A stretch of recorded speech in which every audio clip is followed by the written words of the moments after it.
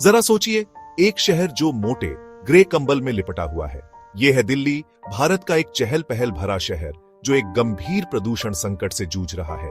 यहाँ की हवा इतनी खराब हो गई है कि सांस लेना मुश्किल और खतरनाक भी हो गया है। हवा में हानिकारक प्रदूषक भरे हुए हैं, अदृश्य दुश्मन जो लोगों को, खासकर बच्चों और बुजुर्गों को बहुत बीमार कर सकते हैं। यह खतरनाक हवा सिर्फ एक परेशानी नहीं है, यह एक गंभीर स्वास्थ्य खतरा है। हवा में मौजूद छोटे छोटे अदृश्य कण हमारे फेफड़ों में गहराई तक जा सकते हैं, जिससे अस्थमा और ब्रोंकाइटिस जैसी सांस की बीमारियां हो सकती है।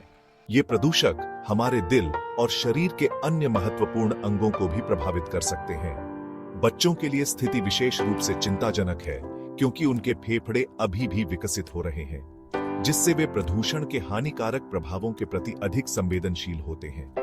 दिल्ली में रहना इस समय एक गैस चैम्बर में रहने जैसा है, जो धीरे धीरे अपने निवासियों को ली जाने वाली हर सांस के साथ जहर दे रहा है। यह अदृश्य दुश्मन सभी को प्रभावित करता है, उनके दैनिक जीवन और दीर्घकालिक स्वास्थ्य को प्रभावित करता है। लाखों लोगों के स्वास्थ्य की रक्षा और आने वाली पीढ़ियों के लिए एक स्वस्थ भविष्य सुरक्षित करने के लिए स्थिति की गंभीरता तत्काल कार्रवाई की मांग करती है। इस पर्यावरणीय संकट का सामना करते हुए सरकार हरकत में आई है और खतरनाक प्रदूषण के स्तर से निपटने के लिए कई उपाय लागू कर रही है। ऐसा ही एक उपाय है वाहनों का ऑड इवन फॉर्मूला। कुछ दिनों में केवल विषम संख्या वाली पंजीकरण प्लेट वाली कारों को ही सड़कों पर चलने दिया जाता है, जबकि अन्य दिनों में केवल सम संख्या वाली कारों को चलाया जा सकता है। इस पहल का उद्देश्य सड़क पर वाहनों की संख्या को कम करना है, जिससे वाहनों से होने वाला उत्सर्जन कम हो सके। उठाया गया एक और महत्वपूर्ण कदम निर्माण गतिविधियों पर अस्थायी रोक है। निर्माण स्थल धूल और कण पदार्थ पैदा करने के लिए कुख्यात हैं, जो वायु प्रदूषण में महत्वपूर्ण योगदान करते हैं। इन गतिविधियों को रोककर सरकार का उद्देश्य इन प्रदूषकों को वायुमंडल में छोड़ने को कम करना है, जिससे शहर को ढके हुए धुंधले कंबल से कुछ राहत मिल सके। इसके अलावा अधिकारियों ने बच्चों को खतरनाक वायु गुणवत्ता से बचाने के लिए स्कूलों को बंद करने का भी आदेश दिया है। बच्चे वायु प्रदूषण के दुष्प्रभावों के प्रति विशेष रूप से संवेदनशील होते हैं और इन महत्वपूर्ण समय के दौरान उन्हें घर के अंदर रखना उनके स्वास्थ्य की रक्षा के लिए आवश्यक है। इसके अतिरिक्त सरकार निवासियों को बाहरी गतिविधियों को कम करने, बाहर कदम रखते समय मास्क पहनने और घर के अंदर हवा की गुणवत्ता में सुधार के लिए एयर प्यूरिफायर का उपयोग करने की दृढ़ता से सलाह दे रही है। इस पर्यावरणीय संकट से प्रभावी ढंग से निपटने के लिए दिल्ली के खतरनाक प्रदूषण स्तरों में योगदान देने वाले कारकों को समझना महत्वपूर्ण है। प्राथमिक दोषियों में से एक है वाहनों का उत्सर्जन।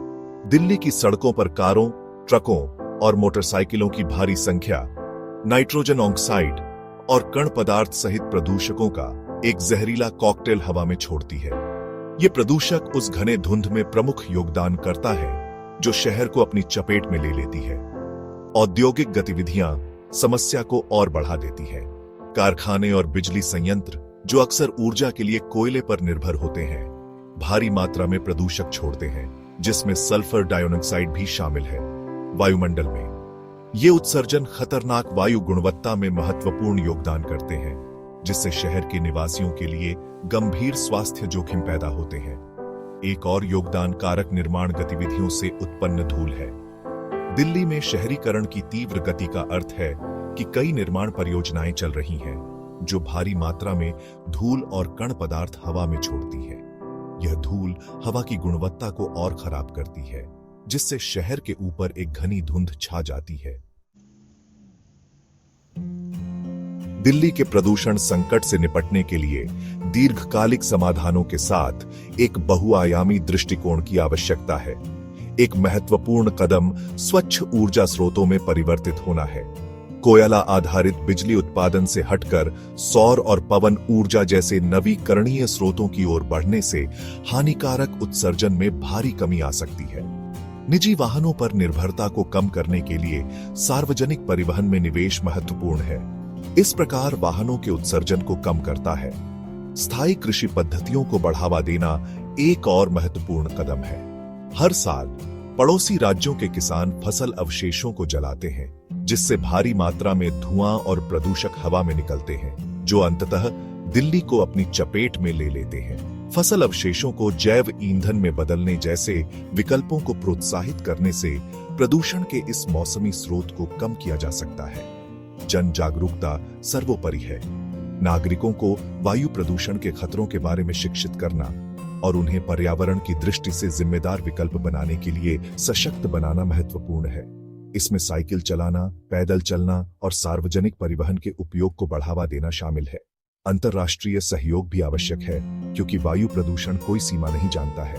ज्ञान, प्रौद्योगिकी और संसाधनों को साझा करना इस वैश्विक चुनौती से निपटने में बहुत मदद कर सकता है।